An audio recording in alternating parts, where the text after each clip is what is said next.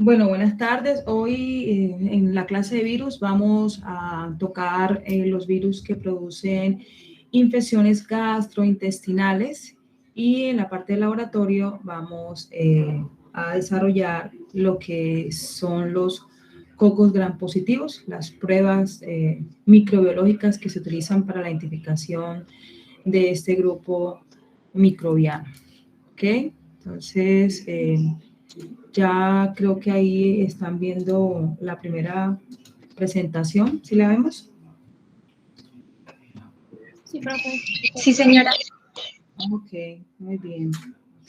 Bueno, existen muchos virus que pueden producir enfermedades diarreicas asociadas a esa complicación que se puede llamar un proceso de tipo gastrointestinal viral, pero encontramos que dentro de las principales que pueden producirlos, y eso basado en la epidemiología, en la incidencia de casos, tenemos lo que son rotavirus, adenovirus, astrovirus, calicivirus, norwals y los coronavirus como tal.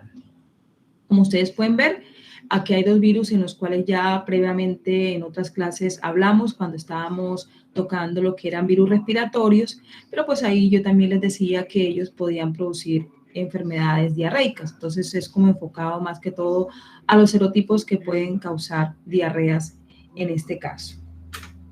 Bien, las enfermedades gastrointestinales no solamente su origen puede ser de tipo viral, también lo pueden causar lo que son las bacterias, los virus, ciertos también hongos, otros procesos como intolerancia o también problemas de los cuales comas y algo te haga daño, que no necesariamente tenga que ser por algún microorganismo. Entonces, es importante pues saber que no solamente los virus la producen.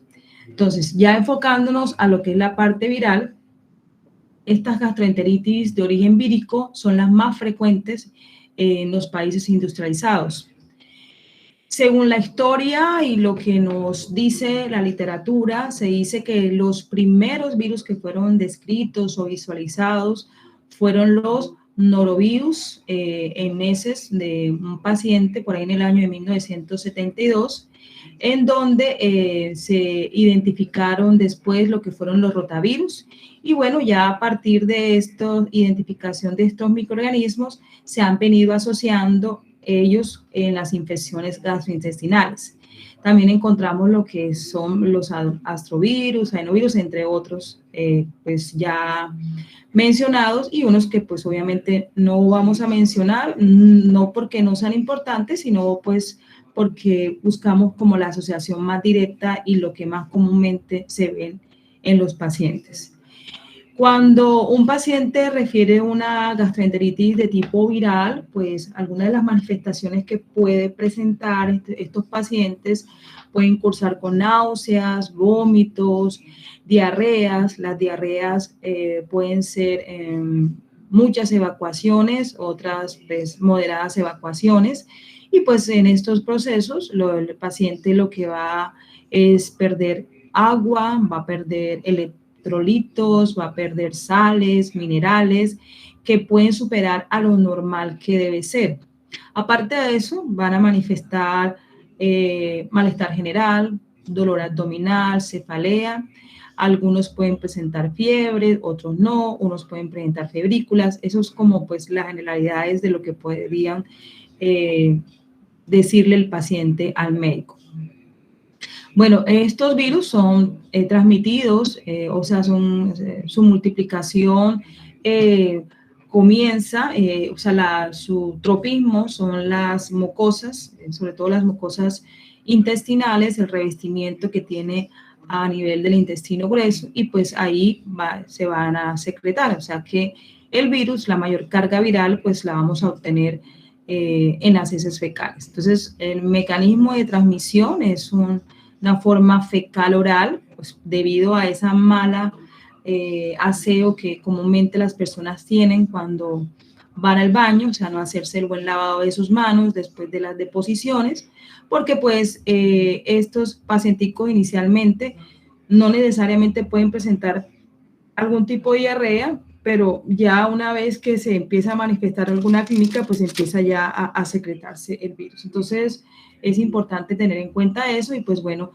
aparte, si yo tengo las manos contaminadas y entonces manipulo lo que son alimentos, pues también los voy a contaminar.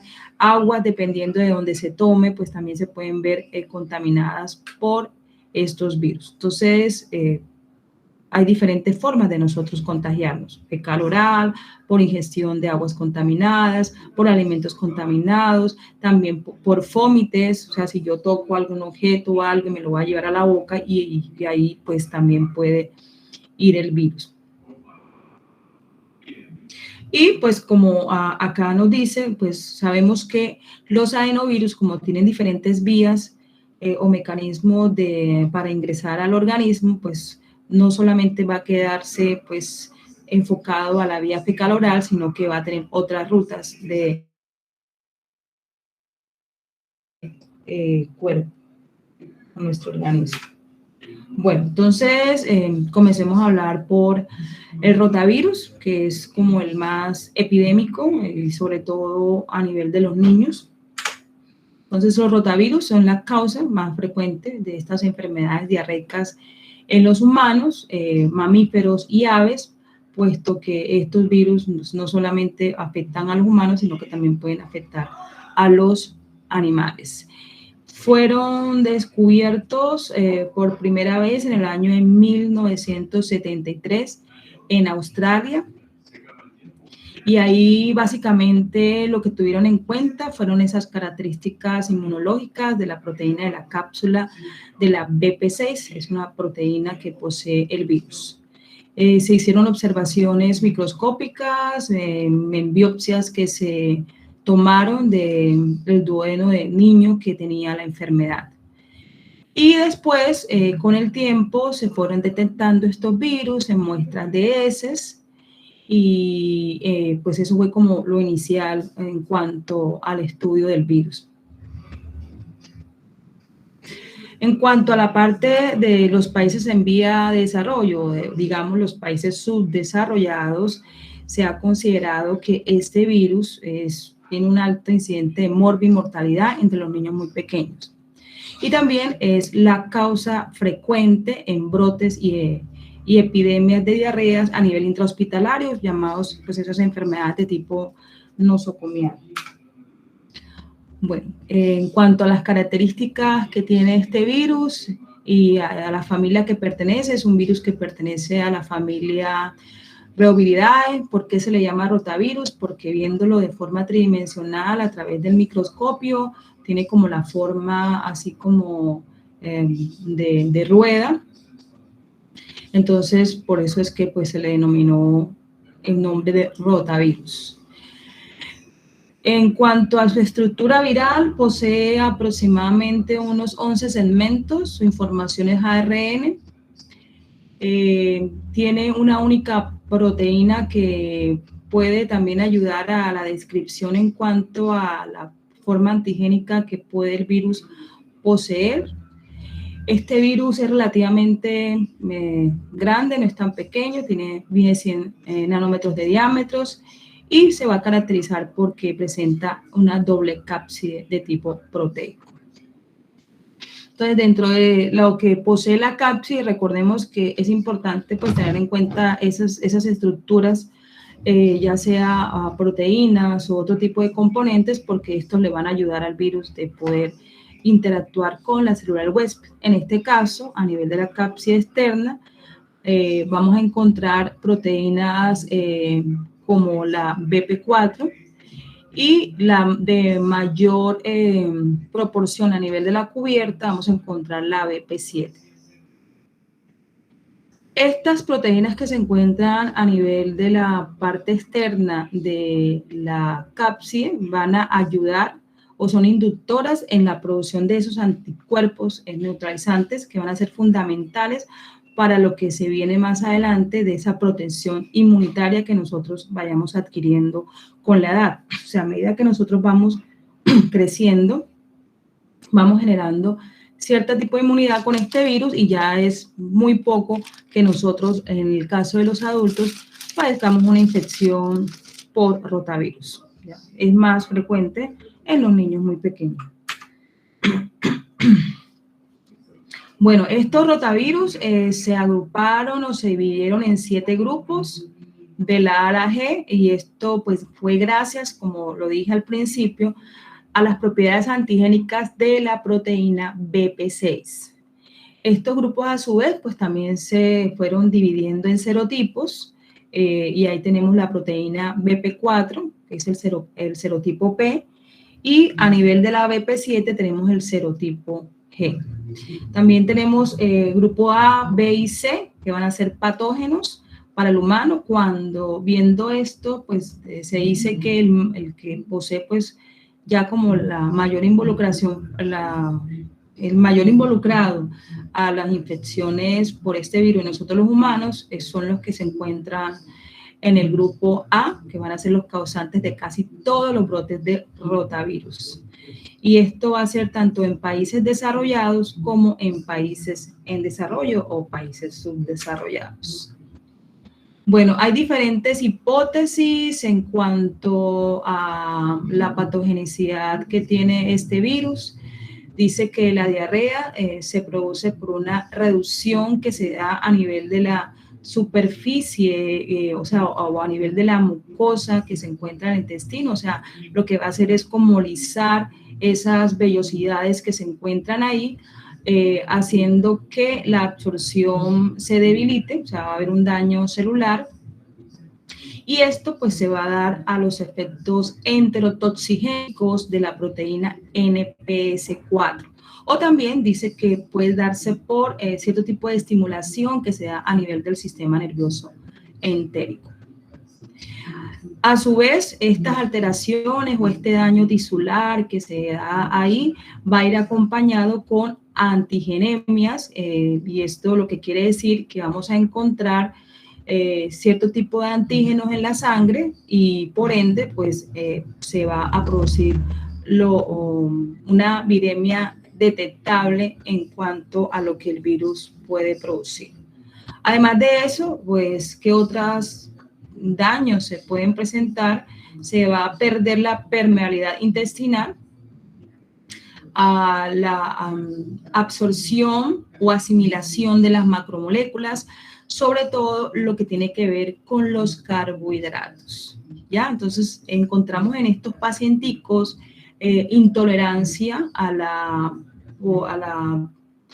poder digerir el azúcar, en el caso de la lactosa, que poseen la leche, porque básicamente la mayoría de estos niños, pues, ¿de qué se alimenta? Pues, ya sea de leche materna o ya sea de leche de vaca. Entonces, en ese sentido, pues obviamente al haber esa disminución en cuanto a la asimilación de estas macromoléculas, se va a ver una deficiencia en ellos, lo que conlleva un aumento vertiginoso de la diarrea. Okay. La deficiencia de la lactasa va a estar inducida pues, por la infección de rotavirus, y puede durar un promedio hasta de 10 a 14 días. Y mientras eso se dé, pues obviamente estos pacienticos van a sufrir de diarreas. Entonces, miren lo que un virus puede causar. Entonces, cuando a un médico le dice a la mamá, en este caso, estamos hablando de del rotavirus que produce esa deficiencia de poder asimilar lo que es la parte de los azúcares, pues hay que evitarle el consumo de alimentos ricos en azúcares. Y si está consumiendo leche de vaca, pues obviamente no debe dársela, entonces debe cambiarse por una leche que esté libre de estos azúcares, ya sea una leche de soya, una leche deslactosada, descremada. Si el niño está siendo alimentado por leche materna, se dice que sí, que la leche sí puede continuar suministrándole ese alimento, porque recordemos que la leche materna, la composición que tiene es una composición que es apta para alimentar a nuestros hijos, y las concentraciones ahí van a estar más disminuidas, y aparte de eso, la leche materna suministra la lactasa para poder también ayudar a la degradación de la lactosa. Bueno, en cuanto a las manifestaciones clínicas, en todos los grupos de edad, ya pues puede presentar 2 a 3 días de fiebre, también va a presentar vómitos y pueden aparecer diarreas no sanguinolentas. En este caso, no va a haber diarreas, como dice, que puedan lacerar o perforar intestinos que produzca esa complicación, no, simplemente van a ser diarreas muy líquidas, muy abundantes. Las fiebres pueden ser leve en algunos de los casos, en otros puede aumentarse, pero lo más complicado de este proceso es que vamos a encontrar que las deposiciones van a ser muchas. Pueden haber entre 10 a 20 deposiciones por día, o sea que estos pacienticos cuando sufren de este tipo de diarreas, la deshidratación va a ser grave. Recordemos que la composición que nosotros tenemos a nivel de aguas y electrolitos cuando estamos niños es mucho mayor, hasta un 70-75%. Eso es lo que hace más grave el cuadro, porque pues si pierden mucho líquido, pues se van a descompensar mucho más rápido y pues se pueden morir, que es lo más probable. En cuanto al periodo de incubación, es un periodo de incubación muy corto, muy rápido, se dice que de 1 a 3 días ya el virus pues se encuentra en óptimas condiciones afectando al individuo. En lo que refiere a los pacientes con inmunodeficiencia, ellos pueden sufrir diarreas mucho más prolongadas y obviamente mucho más graves. Entonces, este virus, el rotavirus, es considerado como el que produce el cuadro clínico de mayor gravedad. Gracias a Dios, pues ya hay una vacuna contra este virus que está dentro del esquema de vacunación, ¿ya? Y eso permite que, pues bueno, uno tenga como esa tranquilidad con respecto a los niños y pues por eso vuelvo y lo digo, lo importante de vacunarse y de tener en cuenta todas estas cosas cuando estamos en proceso en niño de lograr su inmunidad adquirida mediante la aplicación de las vacunas.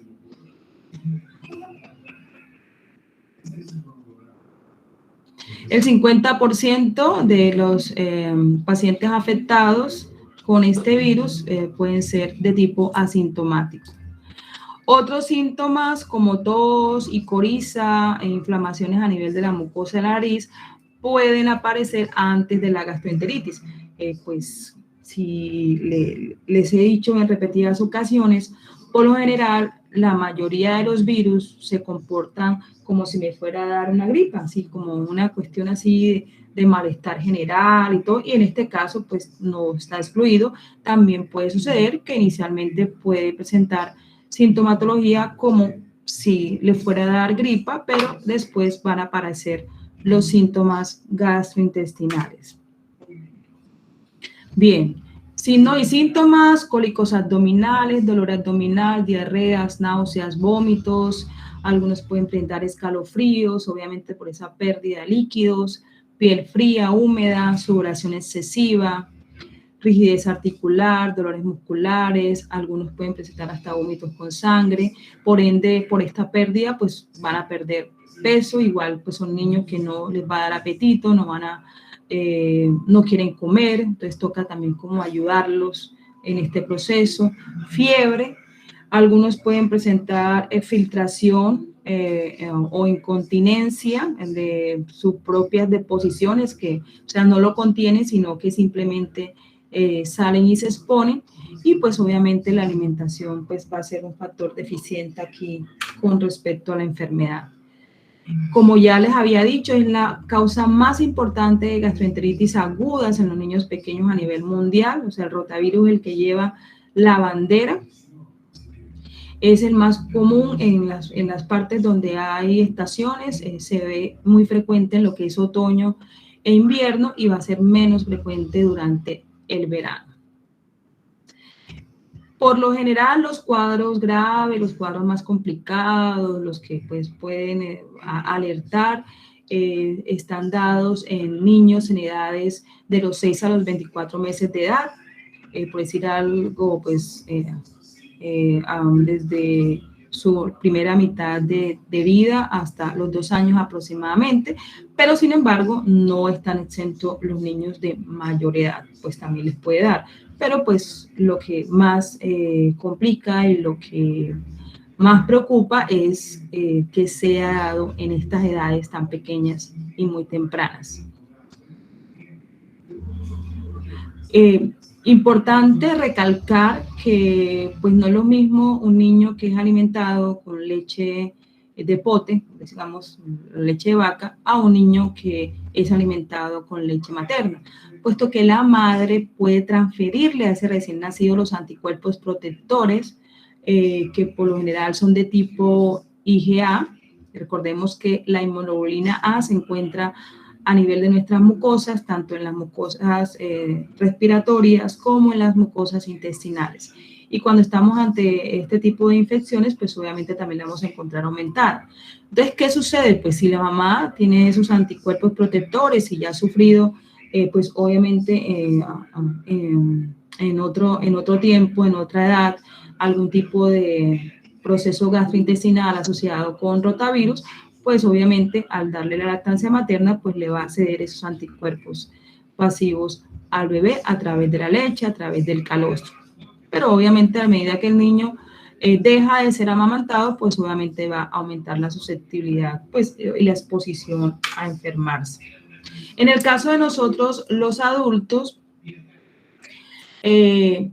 podemos tener de pronto alguna de esta infección, pero no necesariamente enfermarnos, porque como les decía, a medida que vamos creciendo, vamos generando cierta inmunidad y obviamente la respuesta de los anticuerpos frente al antígeno pues va a ser va a ser mayor y pues no vamos a tener esas complicaciones.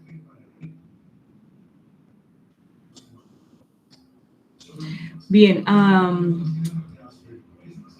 y pues bueno, como ya se los había dicho, el mecanismo de transmisión por aguas contaminadas, alimentos contaminados, objetos que han sido contaminados con ese, pues también puede ser transmitido por aerosoles respiratorios en el caso de lo que son los virus como el adenovirus y los coronavirus. Y pues ya les había dicho que el grupo A son los más importantes con respecto a las enfermedades asociadas en lo que refiere a nosotros los humanos. ¿Cómo se hace el diagnóstico? Bueno, primero miramos la clínica de cómo es la condición, lo que el paciente está refiriendo en ese momento, el niño, el adulto. Debe, pues, detectarse, obviamente, esa respuesta inmunitaria, mirando por pruebas serológicas, sea anticuerpos específicos, IgM y luego IgG. Cultivos también se pueden hacer, PCRs, y con otro examen muy barato y muy fácil, ¿cuál sería para yo sospechar de una enfermedad viral? Cuéntenme, que yo podría realizar en el laboratorio. Fácil, sencilla, rápida. ¿Qué me dicen? Coproscópico. Muy bien, coproscópico, excelente, sí. Con un coproscópico yo también puedo detectar un proceso viral en mi paciente, si esa diarrea es de tipo viral, con un coproscópico, exacto. Bueno, entonces, después que pues ya el médico determina que ese proceso que el paciente está teniendo es de tipo viral, pues aquí, en este caso, pues si no está vacunado, pues acá lo que vamos a tratar es la sintomatología del paciente. Y luego sí lo que ya se podría recomendar es que obviamente después de que pase el proceso infeccioso, pues vacunarse. Entonces, no existe ningún tratamiento específico, simplemente lo que se va a hacer es, en este caso, tratar la sintomatología, hacer la reposición de los líquidos, ya sea por vía parenteral o enteral, o sea, si tolera la vía oral, pues se lo damos oral, pero si no la tolera, pues lo vamos a hacer por la vía parenteral. También se dice que se han utilizado cierto tipo de inmunoglobulinas que se pueden administrar por la vía oral y eso puede también ayudar como a ese fortalecimiento en cuanto al proceso infeccioso que tiene. También se ha utilizado otro tipo de, ¿cómo es? Medicamentos o sustancias probióticas para mejorar estos procesos. Y pues como ya les decía, hay una inmunidad que se puede dar, ya sea de forma natural a medida que va pasando el tiempo o una inmunidad que se puede dar mediante el uso de la vacuna. Entonces, cuando se da una infección natural repetida por los rotavirus, entonces el huésped o en caso nosotros vamos generando cierto tipo de anticuerpos a nivel sérico, ya sea tipo IgM, IgG, IgA, que nos pueden proteger por un largo plazo.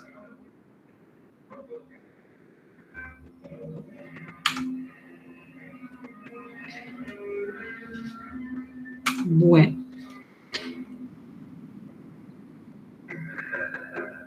Bien, como medidas preventivas que se deben hacer, pues el buen lavado de las manos con abundante agua y jabón después de ir al baño, pues cuando se le está cambiando los pañales a los bebés, antes de preparar los alimentos, antes de dar de comer a los bebés, lavar y cocinar muy bien los alimentos, consumir aguas potables, aguas que uno sepa que no están contaminadas. Continuar con la lactancia materna. La lactancia materna en el caso de los niños muy pequeños no se debe parar, entre otras cosas recomendables para ellos. Lavar frutas, evitar automedicarse, no pensar que todas las diarreas son por bacterias o son por parásitos, ¿no? Simplemente es que hay que indagar y realmente poder decir si eso no es de tipo viral para poder tratarlo, porque recuerde que los antibióticos, si yo los administro y la enfermedad me da por estos microorganismos, lo que voy a hacer es inmunosuprimir más al paciente. Y no esperar a que el paciente se le deshidrate a uno y ya se colapse por completo. Voy aquí a compartirles un mini video para que dejar de acá por acá.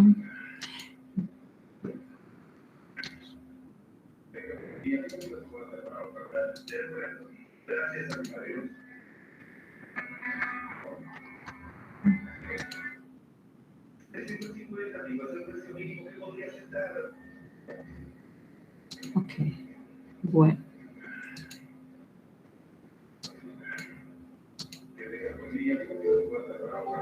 Rotavirus puede causar diarrea por diversos mecanismos. En el intestino delgado se adhiere al epitelio gastrointestinal, infectando los enterocitos maduros en el ápice de las vellosidades. El virus ingresa a la célula por una interacción aún desconocida entre el ligando viral y el receptor de la célula epitelial. Dentro de la célula, rotavirus sintetiza su genoma y proteínas, entre ellas NSP4. En el enterocito, NSP4 induce la liberación de calcio desde el retículo endoplásmico, gatillando procesos celulares que conducen a isquemia de las vellosidades intestinales. La replicación viral en el enterocito lleva a la lisis celular, produciendo diarrea por mala absorción debido al daño del epitelio. Al destruirse el enterocito, la progenie viral sale al medio extracelular, pudiendo infectar a las células vecinas. La NSP4 liberada se une a células no infectadas y gatilla cascadas de señales que producen aumento de calcio intracelular. Así, NSP4 actúa como enterotoxina viral, induciendo una diarrea secretora. La acción de NSP4 sobre los enterocitos también interrumpe las uniones estrechas intercelulares, originando permeabilidad paracelular. Finalmente, NSP4 también puede inducir secreción en las células de las criptas, al estimular el sistema nervioso entérico sin que existan lesiones importantes de los enterocitos.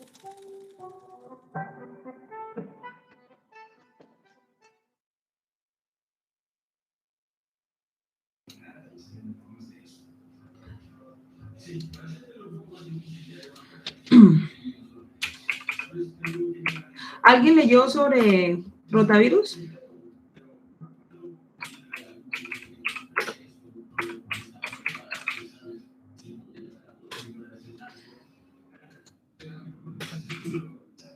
¿No? ¿Nadie? Vacuna. La vacuna del rotavirus. ¿Cuál es la vacuna del rotavirus? En el esquema de vacunación, ¿cuándo se coloca esa vacuna? Profe, Dime. es la vacuna RB5, se administran 3 dosis, que es a los 2, a los 4 y a los 6 meses de edad. Ok. Inicialmente habían sacado 2 presentaciones, ¿no? Rotavirus. Sí, hay otra presentación que es de 2. Ajá, hay otra que es la RB1, que solo son 2 dosis, que son a los 2 y a los 4 meses. Sí, y había una que la habían sacado al mercado porque los efectos secundarios no habían sido los mejores y quedó la que actualmente se está colocando. ¿Por qué vía se coloca? ¿Vía enteral, vía parenteral? Vía enteral, sí, es como así como la que colocan del polio, que con góticas, entonces aquí también. ¿Es una vacuna atenuada o una vacuna de virus muerto?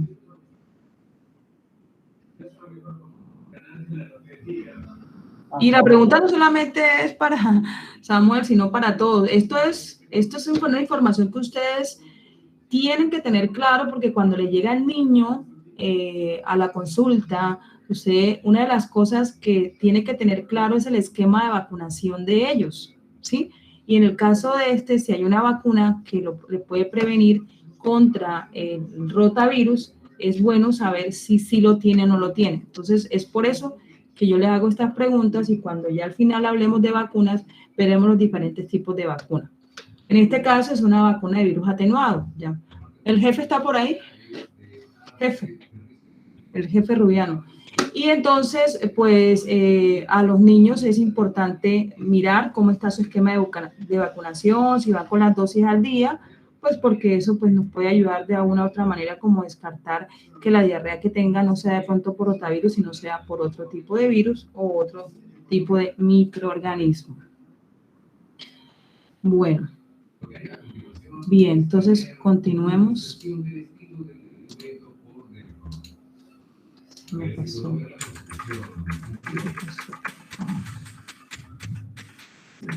Okay. Por abrir el micrófono se me desconectó. Dígame, doctora. Socialícenles a sus compañeros lo de la vacuna que hay para el rotavirus, jefe. Que lo que usted Como lo decía el compañero, la del PAI en este momento es 246.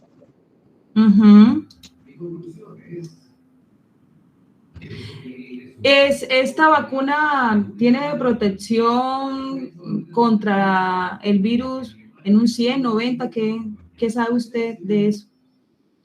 En cuanto a la protección que genera la vacuna. Todas las vacunas del esquema PAI están por encima del 90%, doctora. Ah, bueno, muy bien. Por eso es que el ministerio las establece para programa de 0 a 5. Ok, muy bien. Y por eso es importante vacunar a los niños con las que ya están ahí. Porque, como ya se los expresé, este es el virus más epidémico en cuanto a enfermedades gastrointestinales de tipo viral que puede causar la muerte a los niños muy pequeños. Entonces, vacunarse, y eso es supremamente importante. Bien, bueno, sigamos. Adenovirus, pues de lo que más vamos a mirar acá es cómo es ese proceso de la infección gastrointestinal que sufre. Vamos a recordar un poco de lo que ya hemos hablado, que este es un virus que no solamente va a afectar a los humanos, sino que también puede afectar a los animales y que hay una clasificación grupal que tiene este virus y mirando que específicamente lo que es el grupo F y G son los que producen enfermedades gastrointestinales. Aparte, otra cosa que les quiero decir es que un paciente usted puede encontrar con un cuadro gripal, un cuadro diarreico y otros asociados a los que ya conocimos cuando hablamos de adenovirus. Y todos causados ¿por quién? Por un mismo virus. ¿Ok? Entonces, Recordemos que es un virus esférico, desnudo, que es un virus que puede producir viremia, que tiene que la forma de transmisión, una de ellas, es pues la parte fecal oral, como le dije, me voy a enfocar sobre todo lo que afecta a la parte gastrointestinal. No quiere decir que esa sea la única vía de entrada, tiene diferentes vías. Por eso les digo, un paciente con infección por adenovirus puede presentar inicialmente gripa, pero también se le va a complicar con diarreas, con vómitos, con todos esos procesos acompañantes, porque él puede afectar otros tejidos. Y en el caso acá específicamente de las enfermedades gastrointestinales, dice que tiene un periodo de incubación de 3 a 10 días y que la replicación básicamente se va a dar en el núcleo de las células de las vellosidades del epitelio intestinal. ¿Qué va a hacer el virus? Pues el virus va a alterar, va a alisar las microvellosidades, va a producir daño, obviamente la absorción se va a ver afectada. No se sabe realmente cómo se da este proceso a nivel del intestino y encontramos también abundantes evacuaciones diarreicas. No tan abundantes como por rotavirus, pero pues sí hay considerables evacuaciones. Lo que sucede es que en este caso es que va a dar como un tiempito entre una evacuación y la otra, haciendo que el proceso de deshidratación no sea tan acentuado como sí sucede con los rotavirus. Existe también muy poca información en cómo es el mecanismo fisiopatológico en los cuales se van a encontrar los serotipos del adenovirus entérico, o sea, los que producen diarreas. Algunos estudios que se han realizado, ya sea in vitro o in vivo, han visto o se han sacado cepas en los cuales vemos que hay una predilección, sobre todo por las células epiteliales, también por las microvellosidades, concentrándose ahí en ellas, pues la carga viral. Pero realmente no se conoce cómo es la afectación de la parte de la función intestinal, o sea, cómo este virus puede llegar a esta instancia y producir esos procesos. Periodo de incubación nos dice que puede ir de 3 a 10 días, pues y bueno, acá hay un conjunto de todo, porque como les digo, es un virus que puede producir diarreas, puede producir otros cuadros clínicos, pero pues también puede producir lo que son diarreas. En este caso, aquí dice que la aparición repentina se puede dar de diarreas de tipo acuoso, vamos a encontrar sensibilidad abdominal, vómitos, también vamos a encontrar inflamación a nivel de los ganglios linfáticos y pues otros síntomas acompañantes respiratorios, calambres abdominales y bueno. Eso es como, dice que en cuanto a la parte de la deshidratación, vamos a encontrar boca seca, pegajosa. La diarrea no siempre se va a acompañar con deshidratación, como les decía, ni tampoco de fiebres altas. Puede que presente fiebre, puede que no, algún tipo de febrícula. Y a diferencia de los rotavirus, suele ser de mayor duración. Entonces, en este caso, lo que es el cuadro diarreico de rotavirus va a ser mucha diarrea, pero el periodo de duración va a ser corto. Y en este caso, adenovirus, las diarreas no van a ser tan frecuentes en el mismo día, pero suele ser de mayor duración, o sea que va a durar más tiempo. Dice que más o menos el promedio de los síntomas se pueden extender de 6 a 9 días. Eso también puede ser hasta más prolongado. Podemos encontrar pacientes que con mayor duración, que pueden ir hasta los 23 días. Bien. Los adenovirus o los tipos específicos productores de diarrea está el 40 y el 41, que van a ser los causantes, sobre todo de diarreas en menores de 2 años. Estos casos en los cuales los pacientes son infectados por ellos, en donde van a padecer diarreas y vómitos, se dice que más o menos sucede entre un 97 y un 79% de los niños respectivamente en cuanto a la sintomatología que refieren. La diarrea puede persistir en un 36% de los niños infectados y más que todo por el serotipo 40. Y pues también, al igual que el virus anterior, a medida que vamos creciendo, vamos generando cierta inmunidad frente a estos serotipos relacionados con enfermedades gastrointestinales.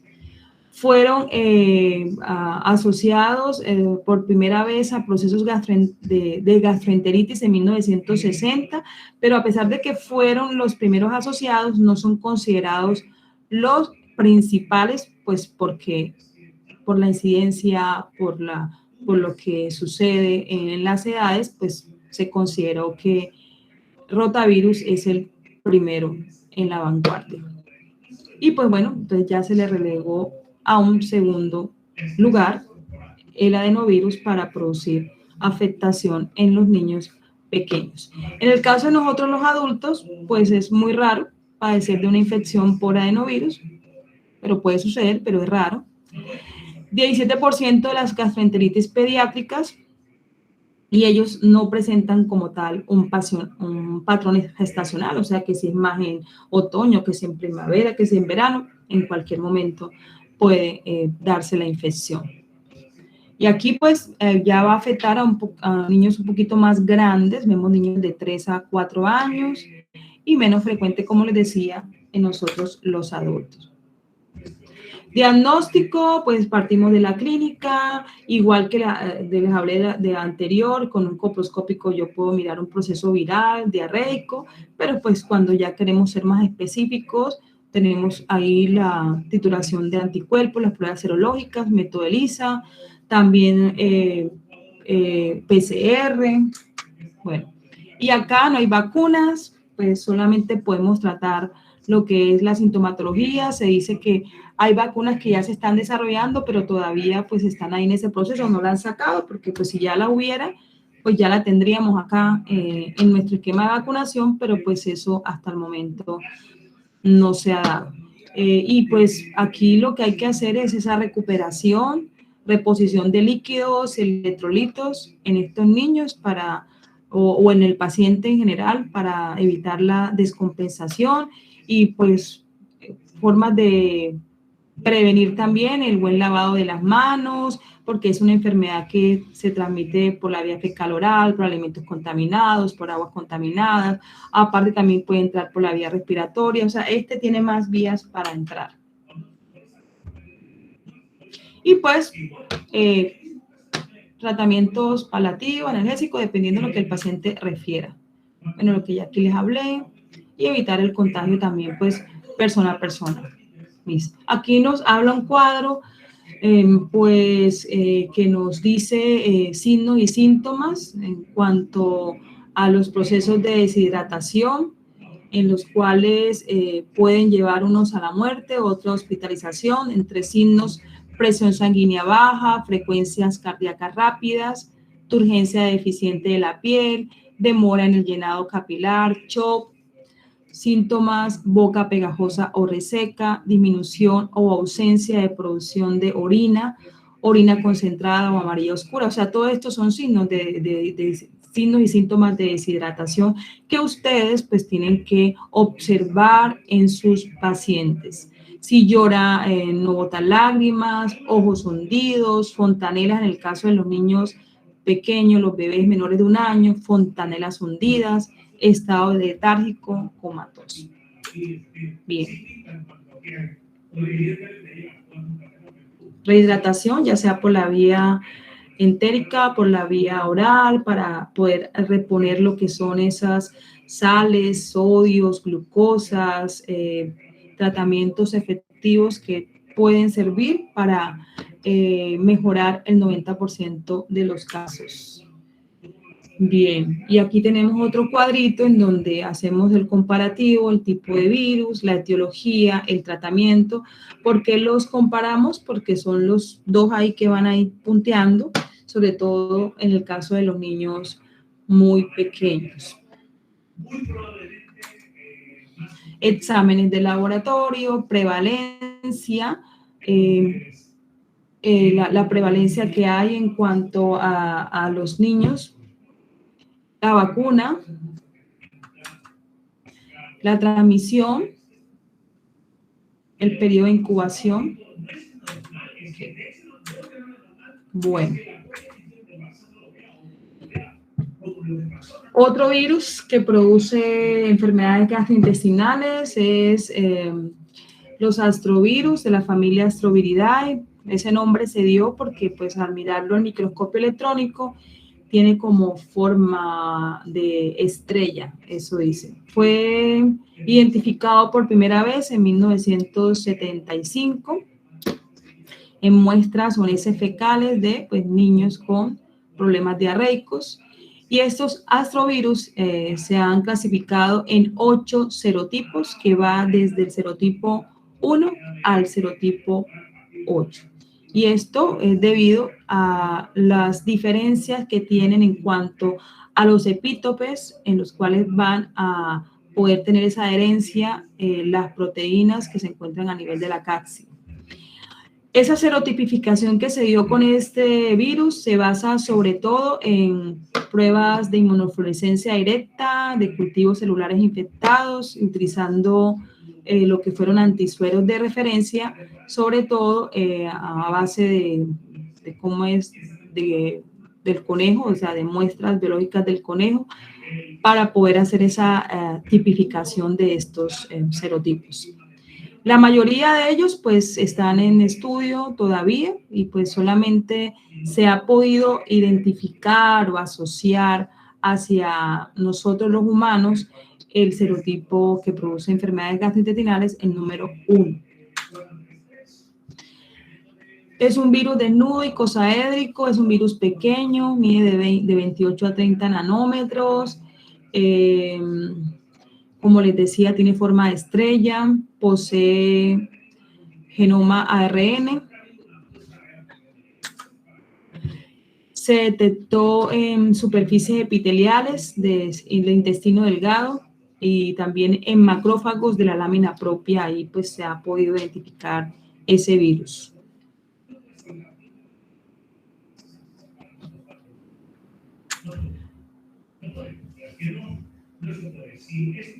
Bueno, dentro de las variantes que tiene el virus, pues es un virus que produce enfermedades gastrointestinales, ciertos tipos de complicaciones en cuanto a la lisis de la mucosa intestinal, del daño de las vellosidades que para absorber lo que produce las diarreas.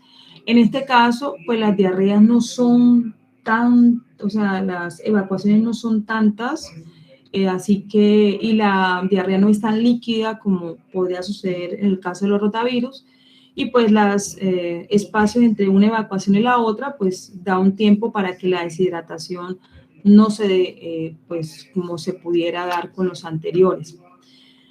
Es el agente importante de las enfermedades diarreicas en el mundo entero y sobre todo lo que son niños, pero niños un poquito más grandes, y en los ancianos.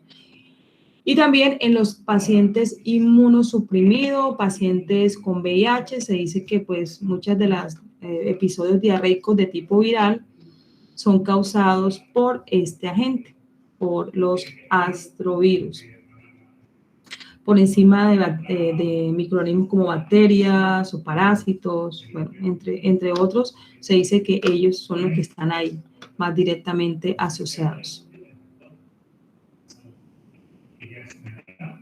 Está por encima con esta población, por encima de calicivirus, adenovirus, del grupo F, serotipos 40 y 41. Otro está asociado a enfermedades nosocomiales en cuanto gastrointestinales, contaminaciones a nivel intrahospitalarios.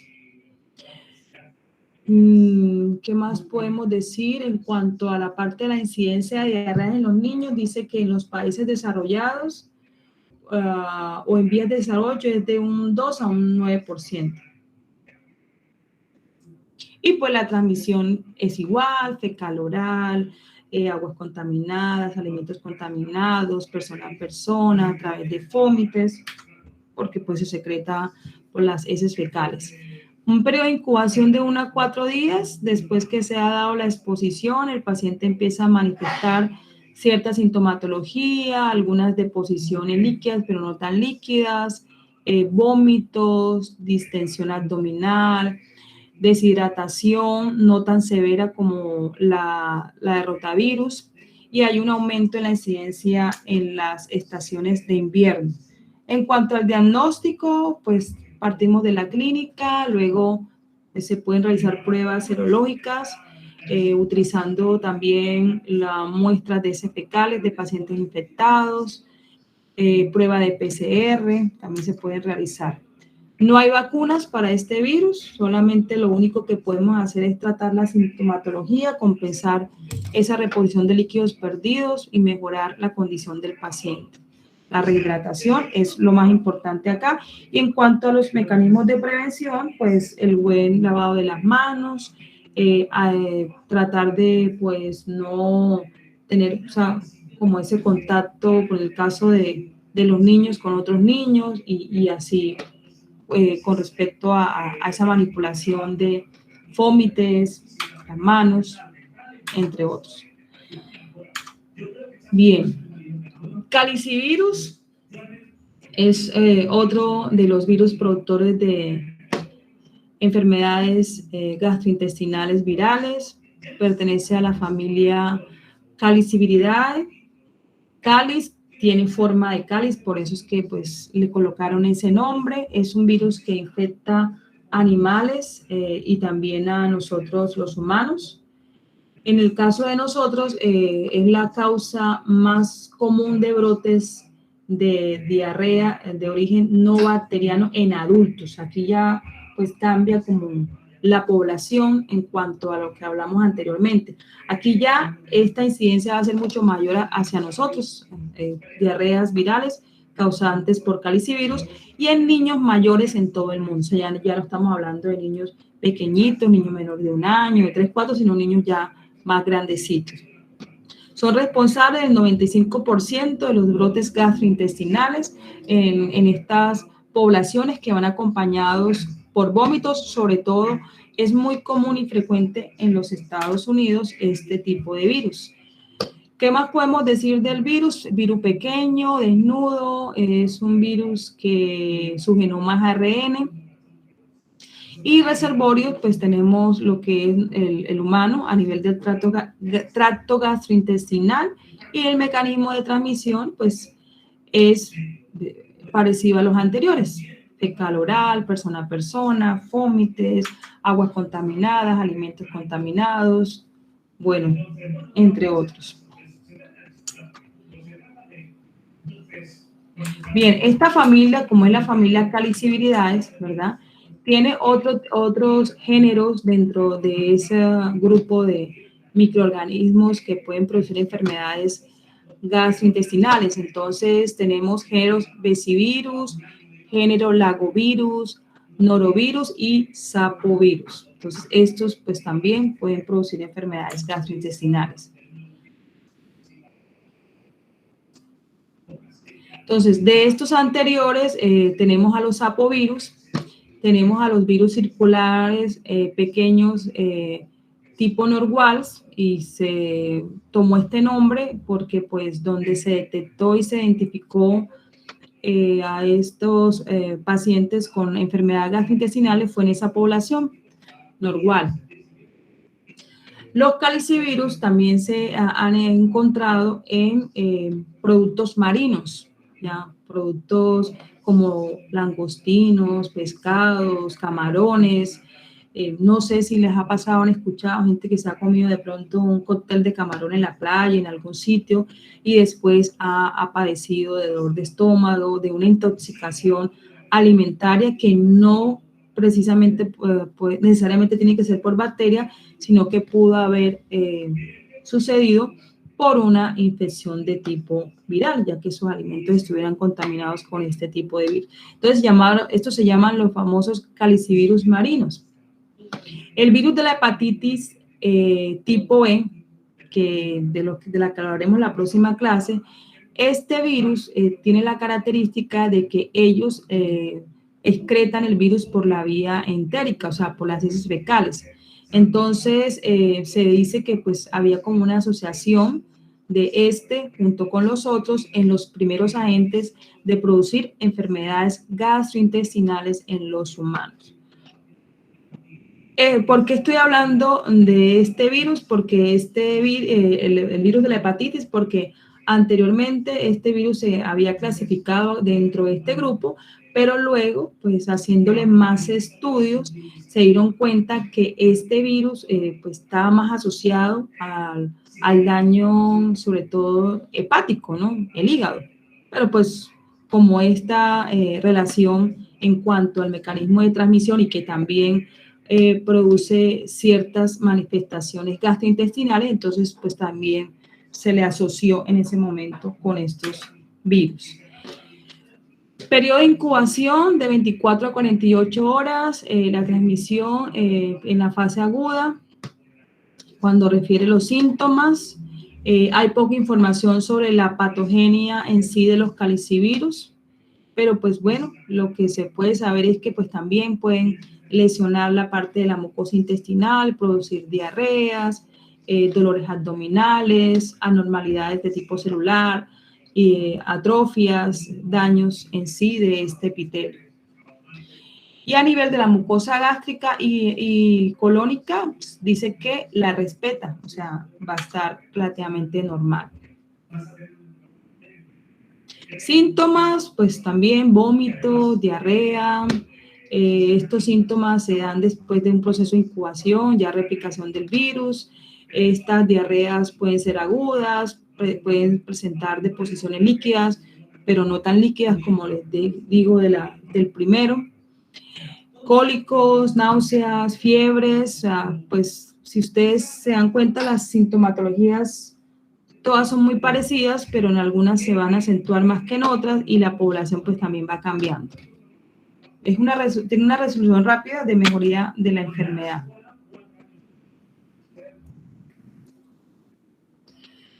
Bien, entonces lo que es Norwal, lo que es calicivirus, son virus más relacionados a infecciones gastrointestinales en los adultos. También está asociado a algún tipo de consumo de alimentos marinos, como ya les decía, que han sido mal preparados cuando uno los come o se los come crudo, pues también eso puede suceder.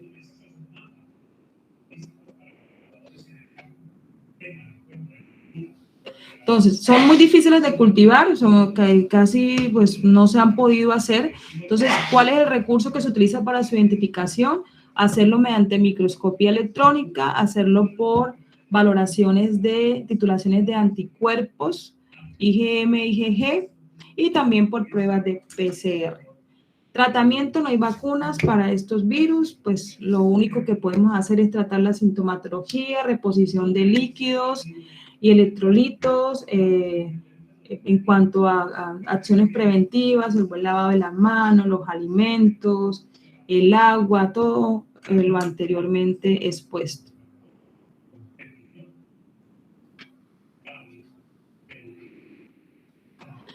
Bien, y esto lo que es el Norwal, que es un tipo de norovirus, que es un tipo Norwal, estos son muy parecidos a los anteriores, que son los calicivirus.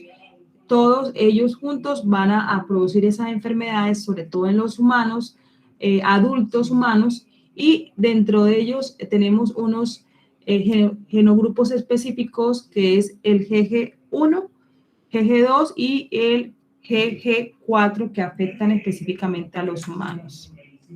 El mecanismo igual a lo que ya expusimos anteriormente. Cólico, fiebre, manifestaciones que van a persistir durante unos días más. Las heces son de una cantidad moderada, no son tan frecuentes. Estas deposiciones características que no tienen sangre ni moco, que pueden ser acuosas,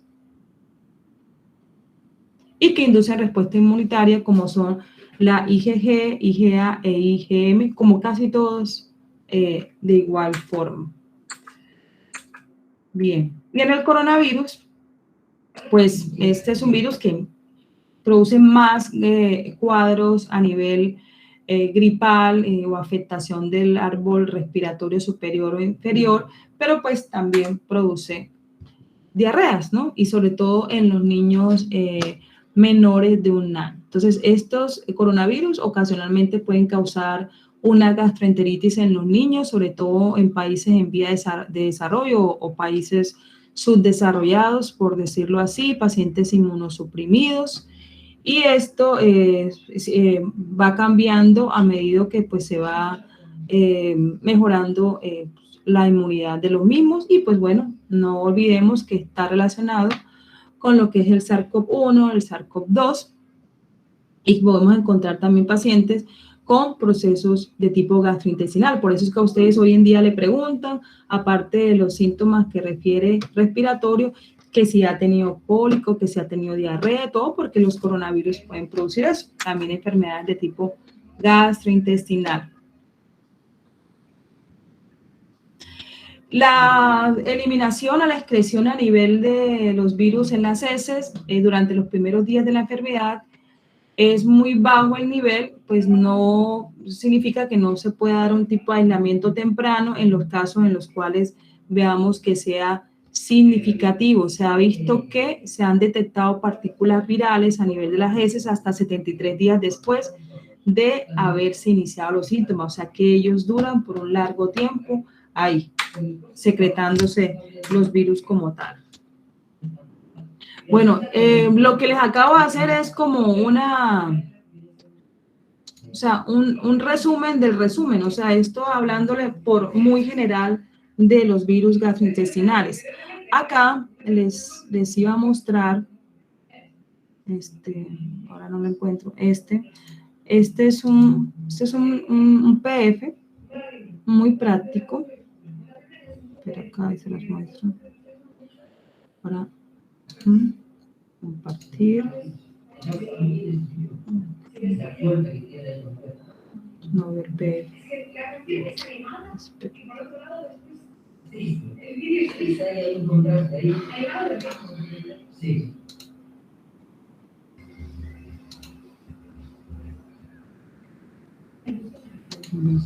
Ahora, espera acá.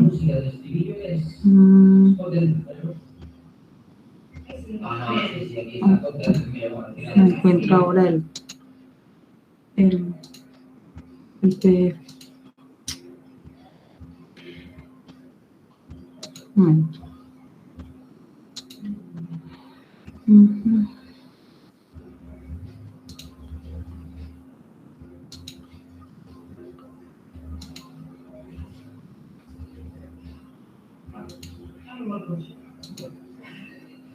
De verdad que está haciendo divertido, está bien. Ok.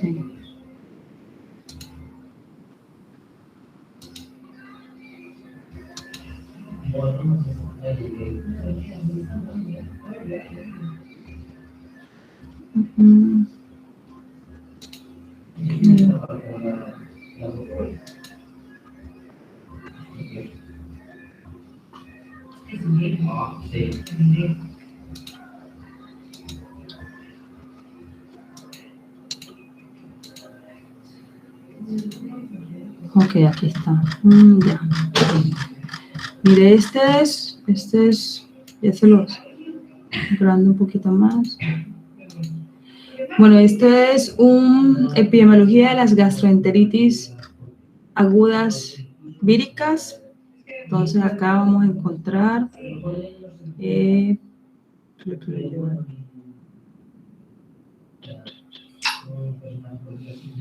la introducción. Aquí vamos a encontrar la fotografía de los virus. Aquí tenemos norovirus, sapovirus, astrovirus, adenovirus, coronavirus, entre otros, como el resumen inicial, y luego les va a hablar de cada uno de ellos. Características clínicas, diagnóstico diferencial y tratamiento por rotavirus, desde la patogenia, manifestaciones clínicas, inmunidad, tratamiento, prevención. Tenemos los norovirus, patogenia, inmunidad, tratamiento, prevención, astrovirus, adenovirus, coronavirus, otros diagnósticos diferenciales.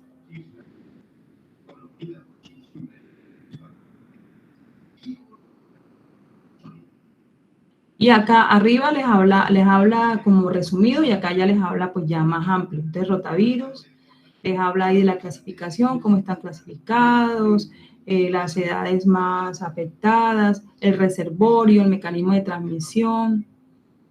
Bueno, gran parte de la información que yo les dije, pues la saqué acá de este libro. Obviamente hay cositas que pues uno tiene que actualizar, pero pues ahí este libro les puede servir. Yo se lo voy a pasar a su monitora. Si lo quieren o no lo quieren.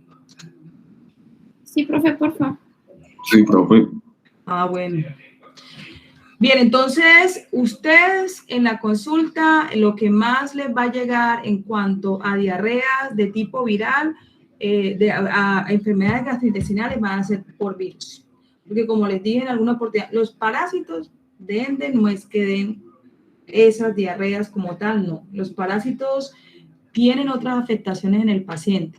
Las bacterias sí, obviamente, también enfermedades diarreicas, sobre todo las bacterias de nuestra misma flora, de diarreas por E. coli o también por intoxicación alimentaria, en el caso de lo que es la salmonela, lo que es la Shigella, que es una enterobacteria enteropatógena, pero pues la mayoría, sobre todo en el caso de los niños, es dado por diarreas de tipo viral, y es lo que más comúnmente uno tiene, diarreas por virus, más que por alguna infección de tipo bacteriano. Y entonces es importante reconocerla porque pues no es igual el comportamiento de la una con la otra y más en esa evacuación a nivel de las heces fecales. Si nos damos cuenta y prestaron atención, las heces fecales o si encontramos sangre o alguna otra, estructuras o sustancias, es muy diferente las deposiciones que son dadas por bacterias o por parásitos que las que son dadas por los virus. Bueno, y ya para finalizar, vamos a compartirles lo que es la parte de las pruebas que se realizan para poder diferenciar estas dos poblaciones microbianas que son los estreptos y los estafilococos, que son los famosos cocos gram positivos, que me imagino que ustedes ya vieron en bacterias, ¿sí? Sí, ya vieron los estreptococos y los estafilococos, ¿los vieron? Sí, señora. Entonces, lo que yo les estoy hablando no es en chino. Ahora miremos a nivel de la microbiología, hay unas pruebas que me van a ayudar a diferenciar estas. Lo primero que todo es que saber que ustedes puedan relacionar las patologías que estos microorganismos pueden producir, las enfermedades. ¿Por qué les digo eso? Porque solo así yo puedo determinar o definir qué muestra tengo que tomar a mi paciente para llevarla a analizar, ¿sí? Entonces, estos cocos gram positivos, ¿qué enfermedades pueden producir? A ver, ¿quién me puede decir? ¿Qué sistema afecta? ¿Qué puede dar? Y ustedes acaban de salir de parciales, tienen que tener eso fresquito en su cabeza. ¿Edgar iba a decir algo, Edgar? Sí, profe, puede producir neumonías, meningitis, Ajá. diferentes enfermedades sistémicas. Depende del tropismo de ellas, ¿no? Exacto. ¿Qué más otras enfermedades?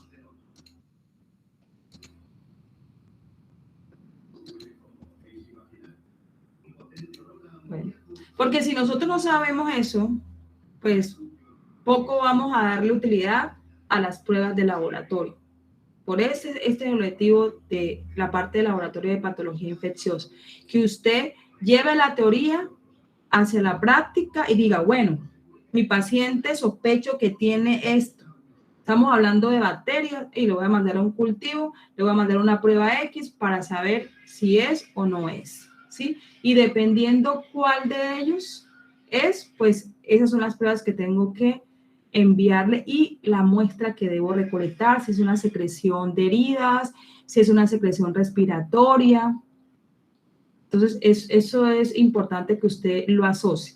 Y aquí tenemos a los cocos gram positivos. Y para poder saber la morfología y la respuesta a la tinción, pues el gram nos va a ayudar para hacer ese proceso. Porque de ahí es donde parte absolutamente todo. Usted le toma la muestra al paciente, cuando la muestra llega al laboratorio, obviamente esa muestra que se le tomó al paciente tiene que ser con la asepsia y con todo el material aséptico, llámese hisopo, llámese medios de cultivo de transporte.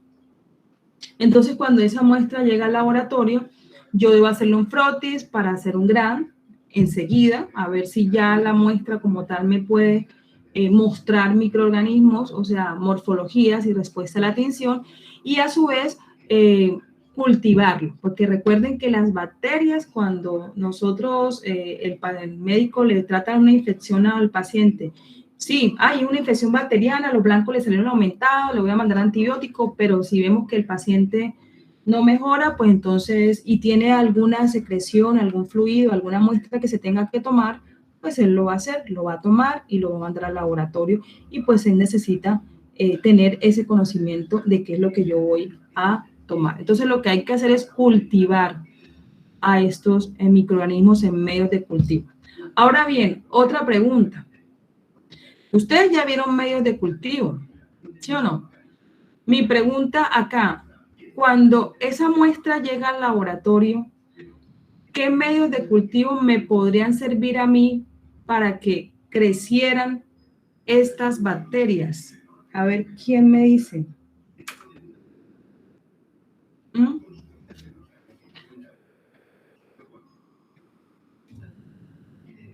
¿Nada? ¿Cero? Bueno. Bien. Vamos a hacer un recorderis de esta morfología y cómo nosotros la podemos visualizar en el microscopio, ¿no?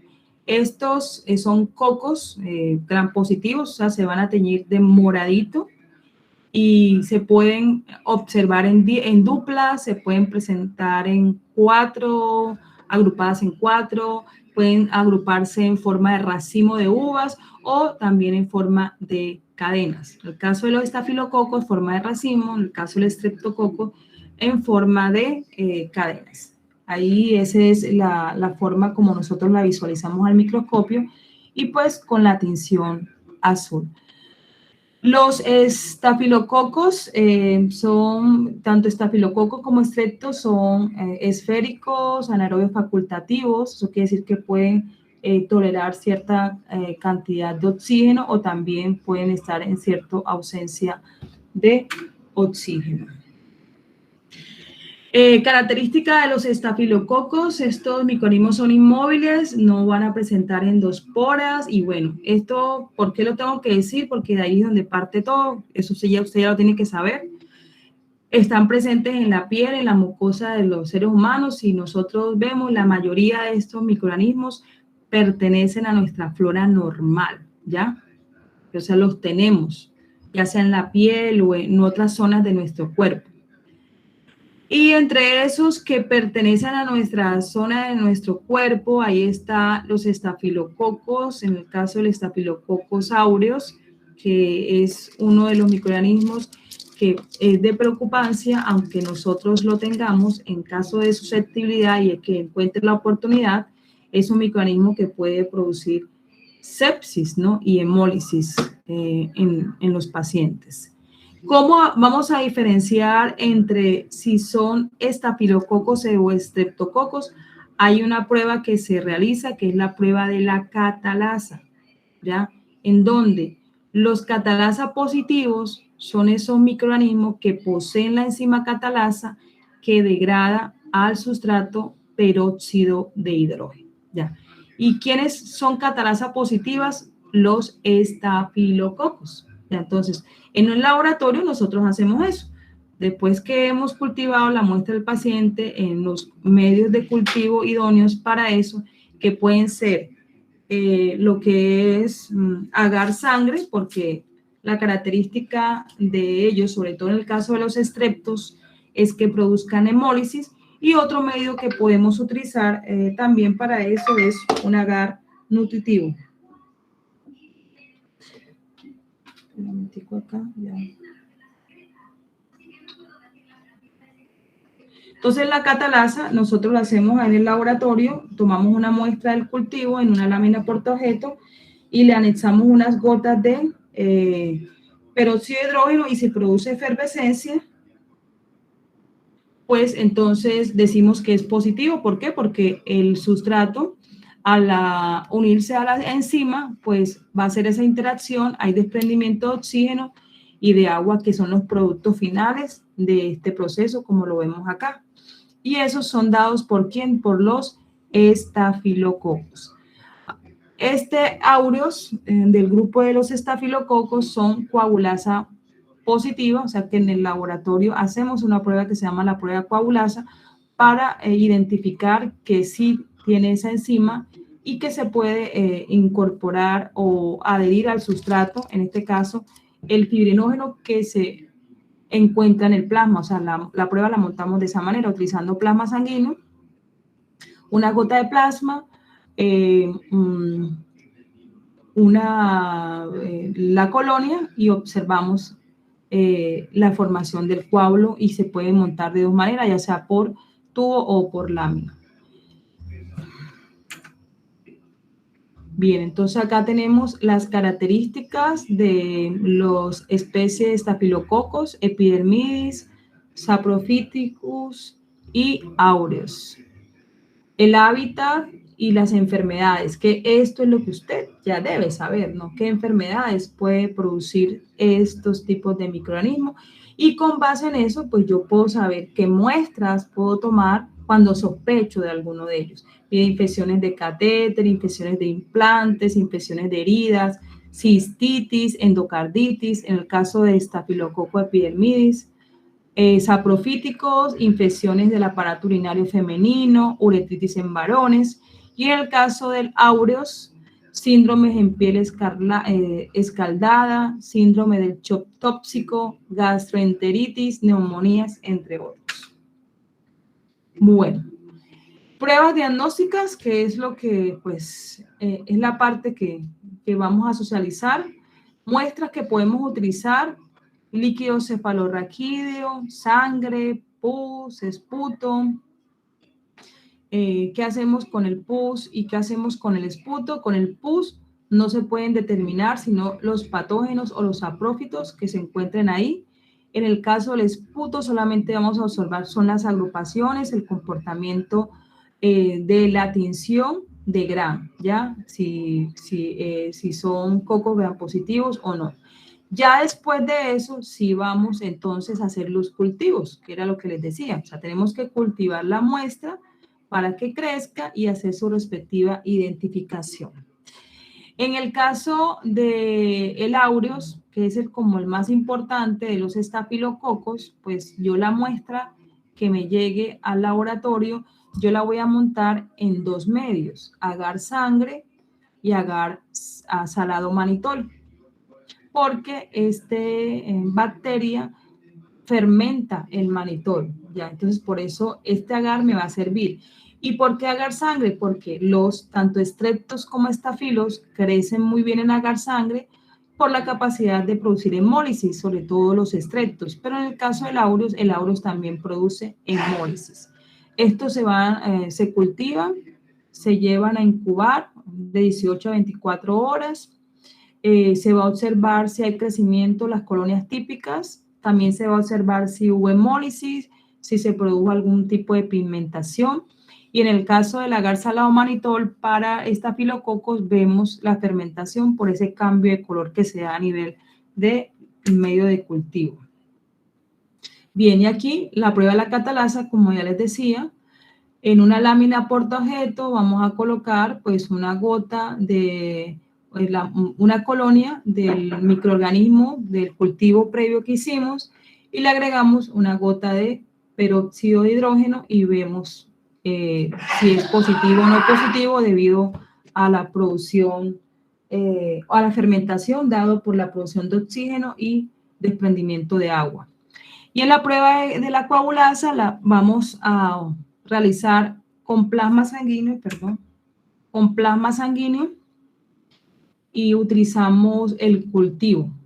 como tal. Entonces, pues, lo podemos hacer en lámina o lo podemos hacer en un, ¿en un tubo. Si se hace en lámina, lo que hacemos es tomar una colonia del cultivo, le agregamos una gota de solución salina, hacemos ahí como una emulsión, luego le agregamos una gota de plasma sanguíneo, que eso lo tomamos pues sacando sangre con anticoagulante, centrifugando el tubo y obteniendo el plasma. ¿Por qué plasma y por qué no suero? Porque necesitamos el sustrato que va a degradar la enzima coagulasa, que se espera se encuentre en donde que la tenga el Staphylococcus aureus. Entonces lo que hace es que yo debo utilizar plasma que contiene fibrinógeno para que se pueda convertir en fibrina y ahí se forme el coágulo, y por eso es que utilizamos plasma. Entonces se puede hacer en la lámina una gota de solución salina con la colonia, se emulsiona una gota de plasma y empezamos a hacer movimientos rotatorios a ver si se forman coagulitos que vamos a observar como unos pequeños grumos blanquecinos, lo que conlleva a que es un resultado positivo de coagulasa. Y el otro es en tubo. En tubo, pues sí ya se demora un poco más, es tomar el plasma que está en el tubo, inocularle la colonia ahí en ese plasma, llevarlo a incubar a 37 grados centígrados por 4 horas y luego de esas 4 horas sacar el tubo y mirar la formación del coágulo. Entonces vamos a observar como unos grumos que se forman y que empiezan a moverse que inicialmente no estaban. Y es importante verlo en esos tiempos porque ya después ese coágulo se empieza a disolver y si lo veo más tarde, lo que va a pasar es que nos va a dar unos falsos negativos. ¿Por qué tenemos que hacer 2 pruebas? Porque estos estafilococos posee 2 coagulasas, una coagulasa libre y una coagulasa adherida a la pared. Entonces, si nosotros hacemos la prueba de la coagulasa en lámina y nos sale negativa, tenemos entonces que montar la coagulasa en tubo. Ya. Si nos sale positiva en lámina, ya no tenemos necesidad de hacer el otro montaje porque simplemente ya con que nos dé una de las 2 ya es positivo para eso. Entonces, en el caso del Staphylococcus aureus, pruebas para identificación que me dicen es aureus, crecimiento y fermentación de agar salado manitol y prueba de coagulasa positiva. Otras pruebas que se utilizan es la presencia de desoxirribonucleasas. Aquí se siembra un estafilococo en una placa y esta placa lo que contiene es ADN o verde de metilo, se incuba y si se forma ese halo transparente alrededor de la misma, entonces pues va a ser positivo también para en el caso del aureus. Aquí con respecto a los estreptococos, observamos que ellos pues se clasificaron teniendo en cuenta el azúcar que poseía y el grado de hemólisis que formaban, entre hemólisis alfa, hemólisis beta y hemólisis gamma, y aquí vemos los diferentes grupos, grupo A, Streptococcus pyogenes, grupo B, Streptococcus agalactiae,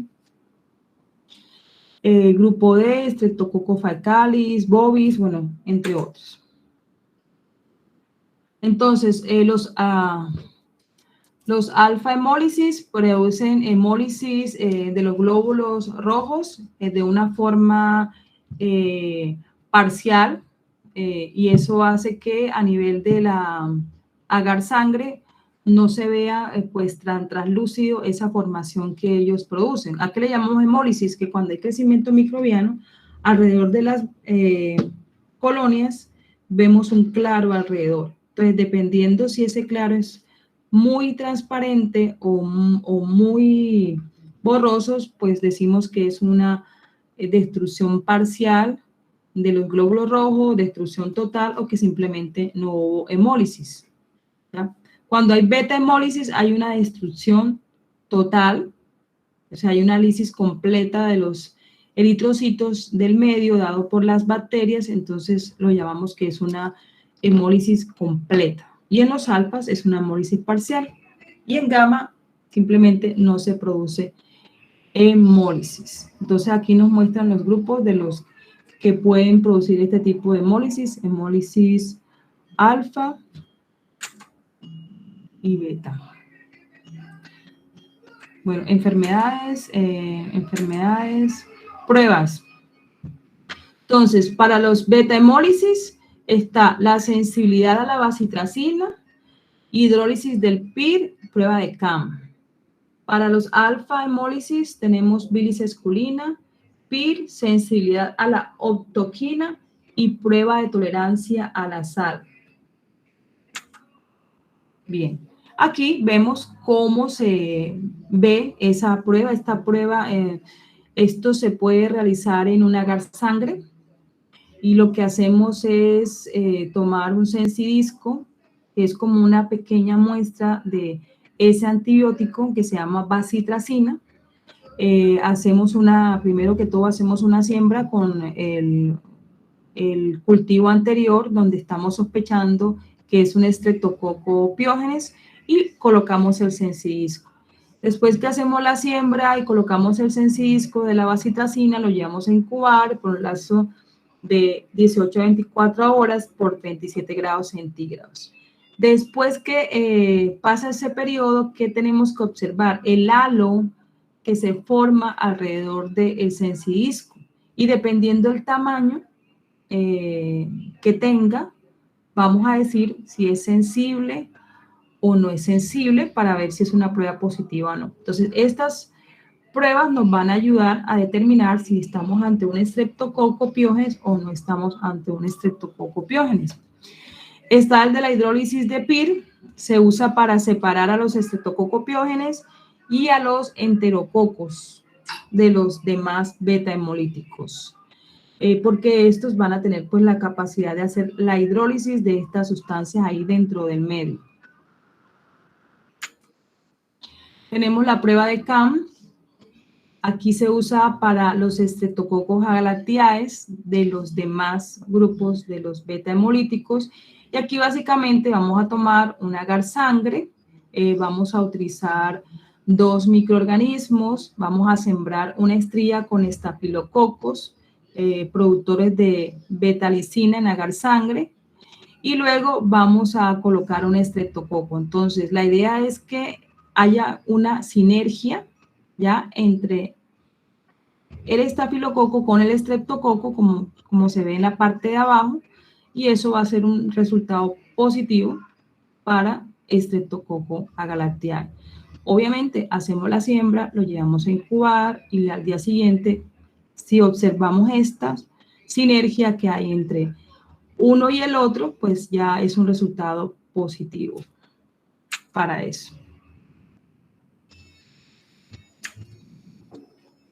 El de la bilis esculina separa Streptococcus del grupo D de los demás grupos de Streptococcus. Aquí lo que se va a hacer es una siembra en un agar, puede ser en un agar de bilis esculina o también en un tubo que contenga agar de bilis esculina, lo podemos sembrar y este resultado va a ser positivo o no si al día siguiente yo le adiciono Lugol, ¿ya? Y se coloca de un color negruzco, entonces es un resultado positivo, pues si no se coloca no, quiere decir que no utilizó la bilis, no la degradó este microorganismo.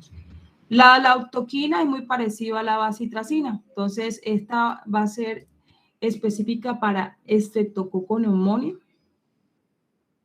Entonces aquí lo mismo, en un agar sangre, lo que hacemos es hacer una siembra, ya sea por agotamiento o masiva, colocamos el sensidisco, que es la octoquina, se lleva a incubar y al día siguiente vamos a observar ese halo que se produce alrededor del sensidisco y si ese halo es mayor de 15 milímetros, se dice que es positivo para Streptococcus pneumoniae. Prueba la tolerancia a la sal. Ahí tenemos los estreptococos del grupo D. Entonces tomamos un tubo en donde hay una concentración de 6.5, si no me acuerdo, o sea, en una concentración alta de sal, inoculamos una colonia y esperamos un lapso de 24 horas, 37 grados centígrados, y si observamos turbidez a nivel del tubo, quiere decir que ese microorganismo toleró la sal, por ende creció en ello. Bueno, la diferencia, eso no, eso ya es otra cosa diferente. Eso es como alguna de las pruebas utilizadas para identificación, o sea, pruebas que están ahí en el manual, pero pues que se las estoy diciendo pues como para entender un poco de ellas. Bueno, y eso sería todo por el día de hoy. ¿Tienen alguna pregunta? Profe, ¿podría recordarme un tipo de estreptococo de la octoquina? ¿Positivo para octoquina? Ya va.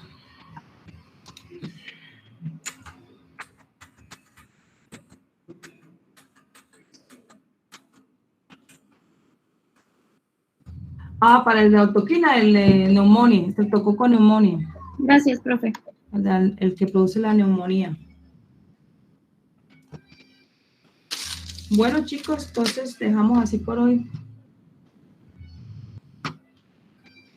Gracias, profe. Vale, profe, gracias. Hasta luego. Gracias, profe, hasta luego. Bueno, profe, hasta luego, feliz tarde. Hasta luego.